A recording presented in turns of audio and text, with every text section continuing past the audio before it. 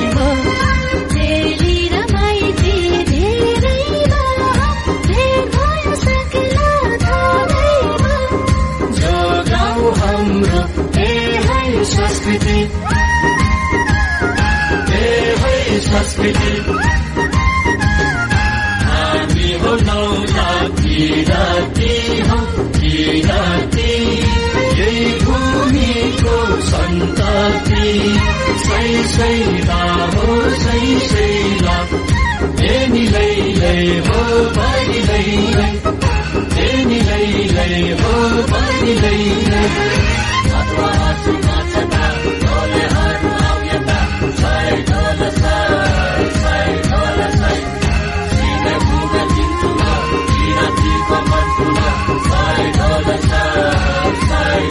सय प्राकृतिको पुजारी किरातीको चिनारी सय ढोल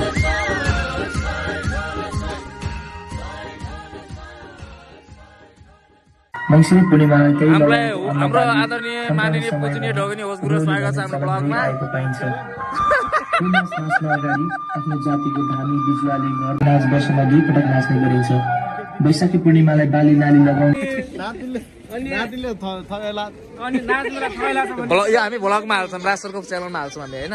सबैजनालाई स्वागत छ। आज चाहिँ के गीतको सुटिङ भइरहेछ अरे? साकेला गीतको सुटिङ भइरहेछ। सन्ध्या एकदम गरेर सन्ध्या गरेर छिटो गर म गर्ने बिग्रिएको छु नि। के छोऱ्यो तिम्रो? ऊ बाँड्नु पर्यो। के भन्छन् रे? पटुकै न डोरी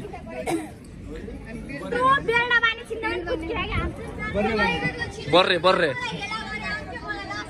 अरे एकदम हेन्सम आउनु भएको छ तपाईँको गुरु। मेरो आदरणीय पूजनीय माननीय ढोग्ने गुरुलाई एकदम स्वागत छ हाम्रो ब्लगमा। तर ल